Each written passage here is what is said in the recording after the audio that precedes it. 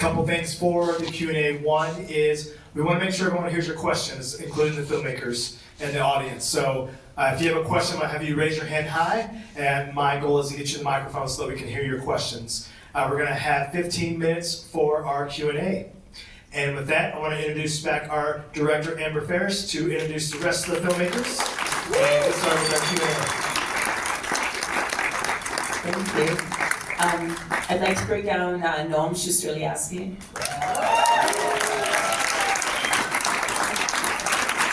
And we have a very special treat tonight. It's actually the first time that she's ever seen the film. We have Renee, her best friend, is also here.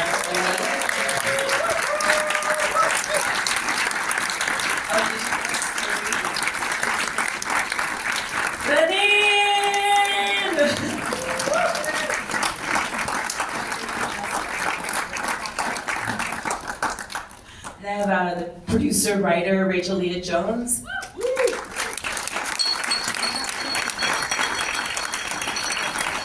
And our editor, Rabab Hajlakia, editor-writer, Rabab Hajlakia.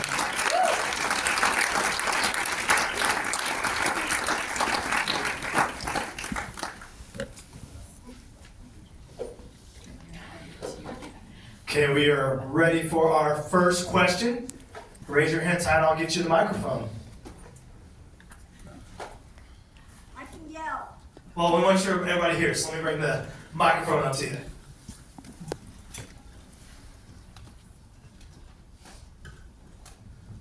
Just wanted to say thank you. Amazing film. Very moving, and I just want to know how you're doing. Well, first of all, I'm so beyond moved and thrilled to have Ranin here with me.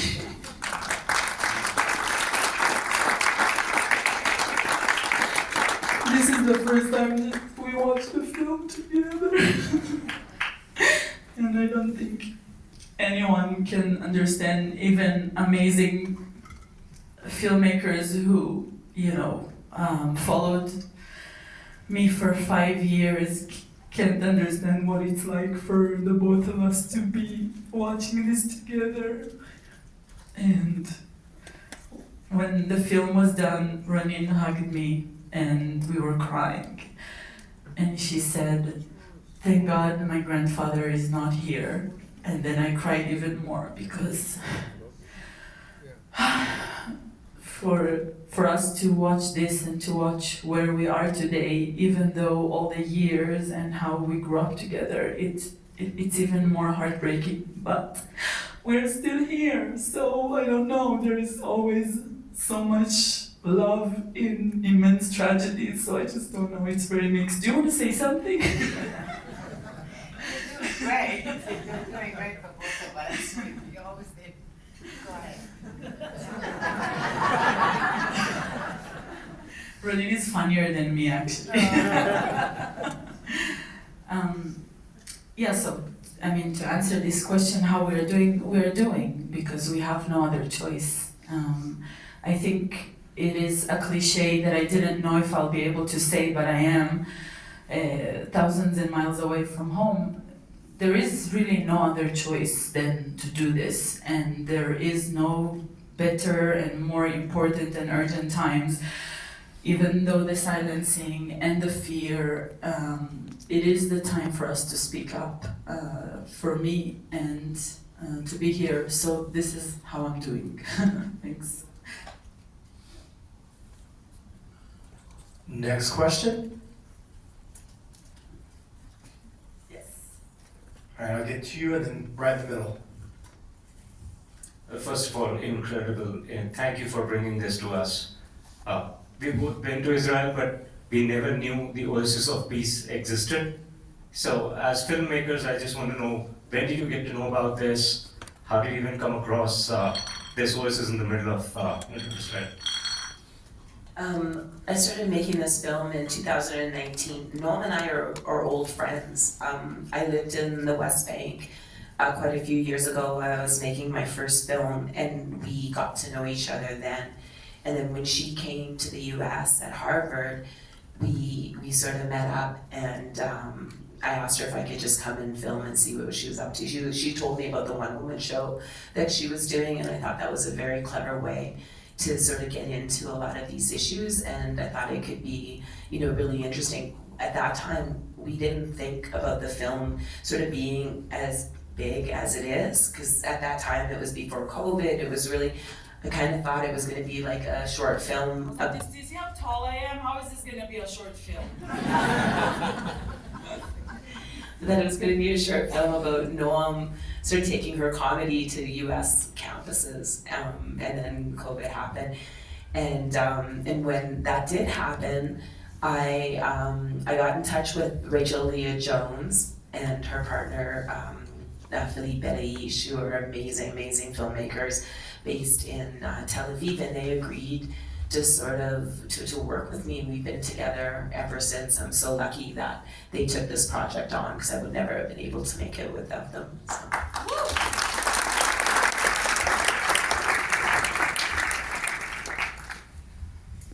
I just want to say that every time I type Neve Shalom on my iPhone, it autocorrects it to Never Shalom. In case you're looking for it on.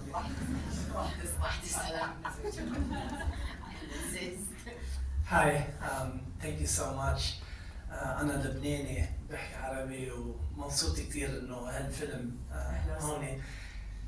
I want to try not to cry because it was so hard for me to see this.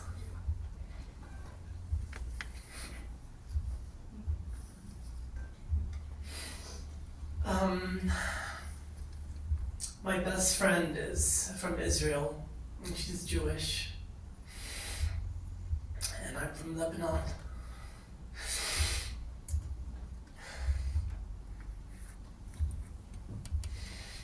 I can't cry, I have to talk. And it's really hard because then Israel started bombing Lebanon. I was very upset. And I would talk to my Israeli friend, and she was very happy that was happening because they were getting rid of Hezbollah.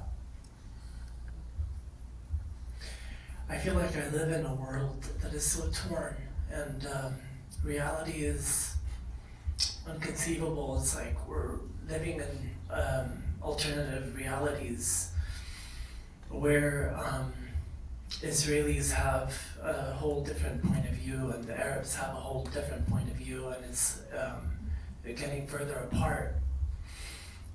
And here I am trying to bridge both worlds because she is my best friend. I've known her for 20 years. And she obviously is very pro-Israel. And I'm not pro-anything. I'm pro-humanity. How do you see, so my question is, how do you see that bridge? Maybe you have a better lens than I do, since you're actually living there in Israel and you have a Palestinian friend. Best friend, yeah. شكرا كتير عن جد، أنا كتير انبسطت عن جد. عفوا بكيت كتير لأنه مش عم بقدر أعبر كيف بدي أحكي. صعب كتير هالموضوع. فكيف بدنا يصير في سلام, especially after what happened in Gaza? It's, I don't know. What do you think? To be honest, especially after what happened in Gaza and what's still happening in Gaza, I also lost hope. But when I look at Noam and I see her heart and I see what she is, and I am absolutely convinced that I need her as a partner. Without her partnership and without her voice, nothing can be changed. And for me today, to be honest, to stand here and talk about peace, it's not, I don't want to do that, because my people at the moment are being in a genocide, and my family are being killed. And I told Noam now, thank God my grandfather is not alive today. So to stand here and talk about peace and coexistence and let's live together happily, Jews and Arabs, and I will not do that. We're not there yet. Now we need to save a lot of lives. And Noam is my partner in doing so. So whether if she's a Jew or Iranian or tall or short, she's my partner. And we have the same goal. And this is the only way to look at, this is the only way to look at it. She's my partner. And I don't know what will happen next. And it's so big, it's way bigger than us, what's happening. But as long as I'm living, and as long as Noam is living, we will always fight for equal rights and for my people to live. You know, just the basic thing at the moment. I'm not even fighting for peace or agreements. I'm just fighting for the right to live and breathe and have water and food. And Noam is my partner. She's the strongest woman I've ever met in my life. When this movie ended, I told her, you have the biggest balls I've ever seen in my life. She's the strongest woman, and as a Palestinian, I could never, ever have a better partner and a stronger partner than her. I wasn't ready for this Q&A. I just want to say this surprised me. Salt Lake City just won the best screening we've had because this is very moving. Ronin wasn't there. This is a short question. What's next for your career? Ooh, thank you. A lot. Well, I hope, first of all, to continue doing this. I want to be on stages. I want to grow my audience. I want to be on stage and voice this narrative and these stories, and not to be considered, like margins and sidelines and too radical, and the rhetoric of silencing is like, no, don't go there, don't talk about this, people will not like this. I want to be on stages and for the audiences to show up and to be like, no, this is the future, this is the message of the future.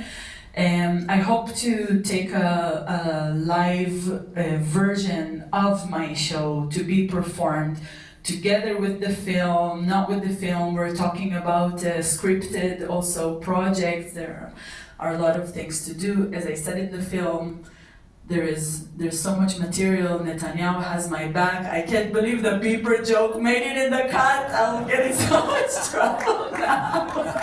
She can't go back to Israel now. Yeah, but this,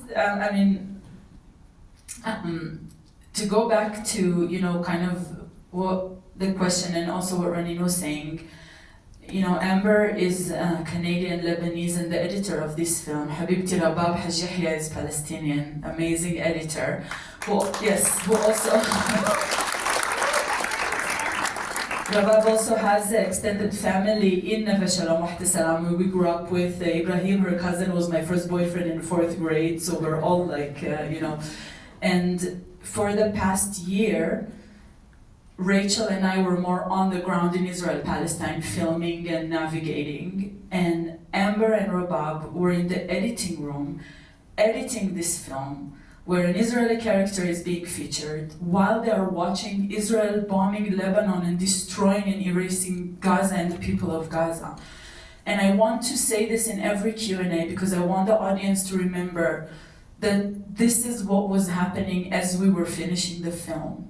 And we didn't give up on this project. And we were actually praying and hoping that by the time we will screen it, we will be able, to see some improvement, to see an even small light in the end of the tunnel. And it is so important for me that people have this in mind while they're watching the film, that Amber and Rabab were in the editing room doing this while this was happening.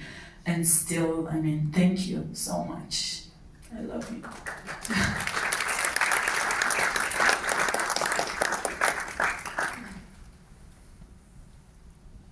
Hello. I'm really impressed by your film and the strength, but I want to know, you said you're a tall person, I'm a tall person, but I don't have the strength that you do.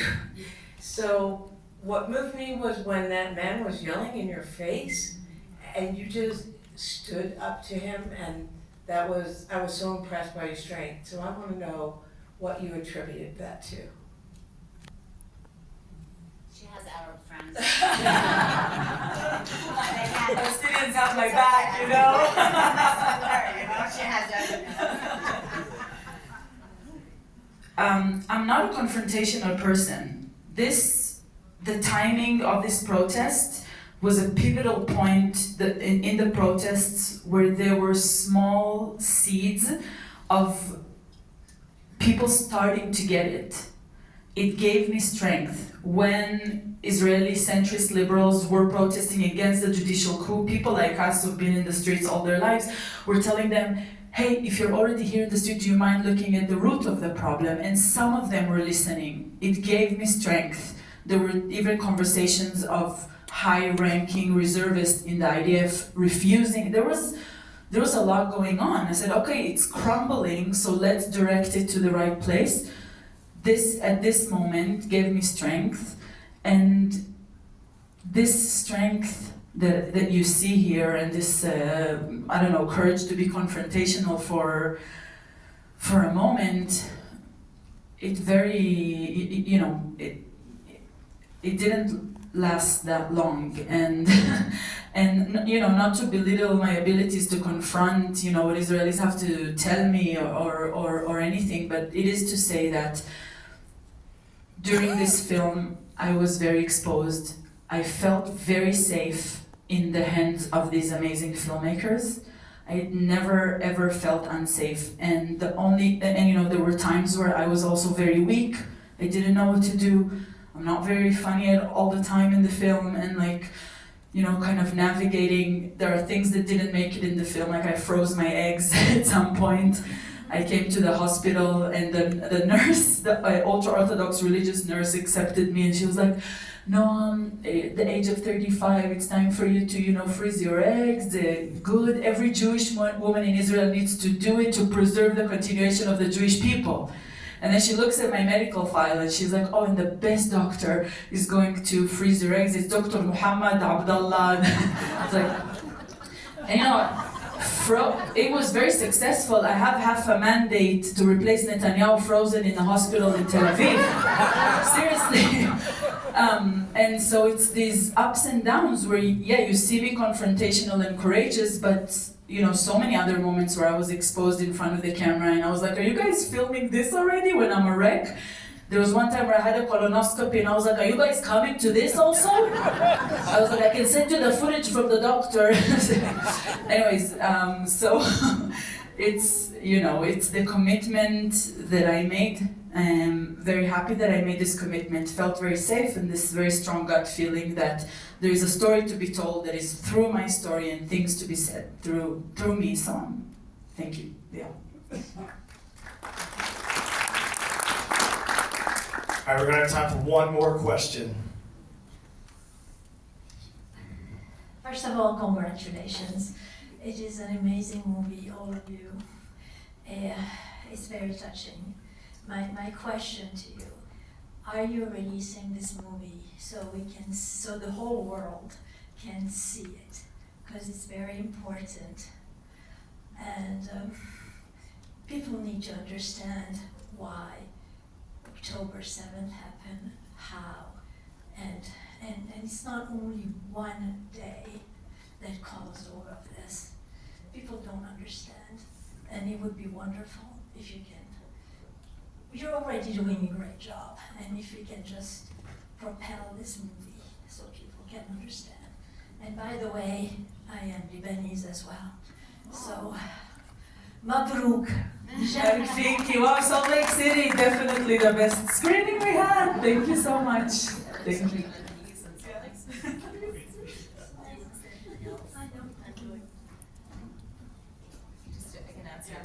releasing, yeah, we would love to release this film. Right now we'll do a round of film festivals, so it'll be playing sort of around the world in different film festivals.